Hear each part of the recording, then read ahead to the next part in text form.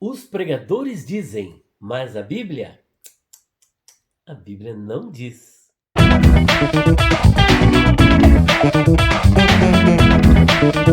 Pois é, existem muitas coisas que os pregadores afirmam que está escrito na Bíblia, quando na verdade a Bíblia não diz. É sobre isso que iremos falar neste vídeo. Só que antes eu quero convidar você a falar com Deus.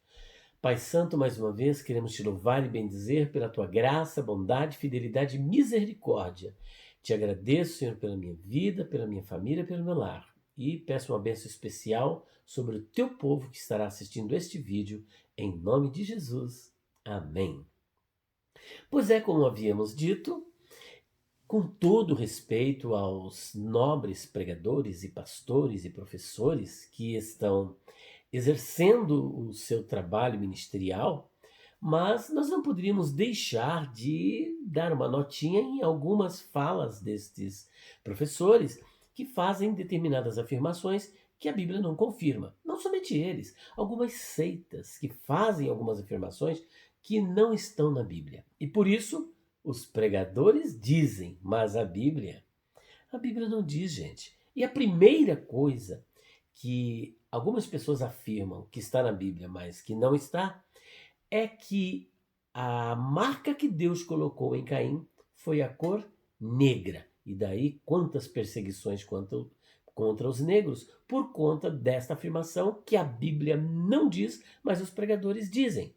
Vamos ao texto? Veja só. Está escrito assim, em Gênesis 4, versículo 13. Então Caim disse ao Senhor: Meu castigo é tão grande que não poderei suportá-lo? Eis que hoje me expulsas da face da terra, e da tua presença terei de me esconder. Serei fugitivo e errante pela terra. Quem se encontrar comigo me matará. O Senhor, porém, lhe disse: Não. E se alguém matar Caim, será vingado 7 vezes. E o Senhor pôs um sinal em Caim, para que, se alguém viesse a encontrá-lo, não o matasse. Veja que a palavra sinal aqui do hebraico ot não está afirmando que é uma cor. A Bíblia não especifica que sinal, que marca é essa. E até porque alguns fazem disso um cavalo de batalha, dizendo que aqui está a origem do negro. Mas não podemos perder de vista que o dilúvio eliminou toda a descendência de Caim. Tá, e hoje o negro continua existindo. Onde que nós vamos buscar esta razão?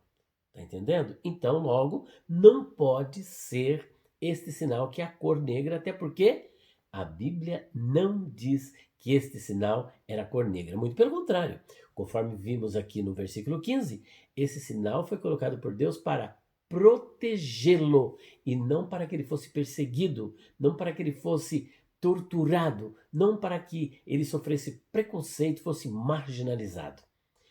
Segunda coisa que os pregadores dizem, mas que a Bíblia não diz, está logo a seguir no capítulo 9 de Gênesis, porque dizem que Caim foi amaldiçoado. Inclusive, tem um conhecido pregador, ou melhor, um pregador muito conhecido, que inclusive se tornou uma autoridade política no cenário brasileiro e que fez esse tipo de afirmação e causou aí um incômodo muito grande, principalmente na comunidade negra, dizendo que Noé amaldiçoou a Cã, que é cão, e é por isso que os descendentes da África, os africanos, que a África mais propriamente dita, existem muitas maldições. A maldição, desgraça que existe lá na África é por conta desta maldição que Deus lançou contra Ram, contra Cã.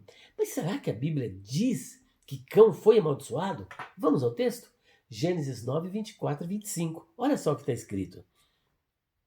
Quando Noé despertou do seu vinho, soube o que o seu filho mais moço havia feito. Então disse: Maldito seja Canaã, seja servo dos servos para os seus irmãos. Perceba que a maldição recai sobre o filho mais moço. O filho mais moço, nesse caso, aqui trata-se de um semitismo, de um hebraísmo. O filho mais moço, nós analisarmos, por exemplo, era Sem, Cam e Yafet. Pela tradição judaica, o nome que vinha primeiro era do mais importante ao mais velho, e o que vinha por último era do caçula. Então, ó, Sem, Cam e Jafé, pelo certo, o mais moço deveria ser quem? Jafé, e não Ram. Mas nem Ram e nem Jafé. Na verdade, isso daqui é um hebraísmo onde a palavra filho pode ser também neto, ou pode ser um descendente distante.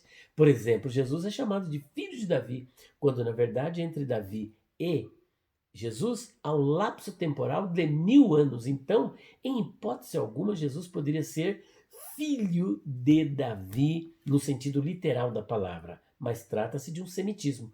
Então, da mesma sorte, quando ele diz aqui o seu filho mais moço, ele está se referindo ao neto. Quem foi amaldiçoado, na verdade, foi Canaã, e Canaã habitou aquela região de Canaã, da terra da promessa, e os cananeus foram totalmente liquidados, foram mortos da terra, e não há histórico de cananeu vivendo na África. Portanto, a Bíblia não diz que Cão foi amaldiçoado por Noé, e nem tampouco que algum problema que haja na África é por conta dessa maldição, que na verdade não lançou contra Cam, mas lançou contra Canaã. Portanto, mais uma história que os pregadores dizem, mas a Bíblia não diz. Vamos para a terceira questão. É afirmado que Zaqueu era ladrão. Os pregadores dizem que Zaqueu era ladrão, porque Zaqueu era um publicano ladrão que roubava o povo, e quando Jesus então encontrou-se com ele, o chamou, ele mudou de vida, ele parou de roubar. Mas espera um pouquinho. A Bíblia não diz que Zaqueu era ladrão. Vamos para o texto? Lucas capítulo 19, versículo de número 8, se eu não me engano. Vamos ver o que é que está escrito lá. Se Zaqueu era ladrão. Lucas 19, versículo 8. Está escrito assim: Zaqueu, por sua vez, se levantou e disse ao Senhor: Senhor, vou dar a metade dos meus bens aos pobres. E se roubei alguma coisa de alguém, vou restituir 4 vezes mais. O que Zaqueu estava fazendo? Ele estava cumprindo a lei da Torá, de acordo com Êxodo capítulo 22, versículo 1. Olha o que diz aqui. Se alguém furtar um boi ou uma ovelha e abater ou vender o animal, por um boi pagará 5 bois e 4 ovelhas por uma ovelha. Ele estava entrando aqui na lei da restituição.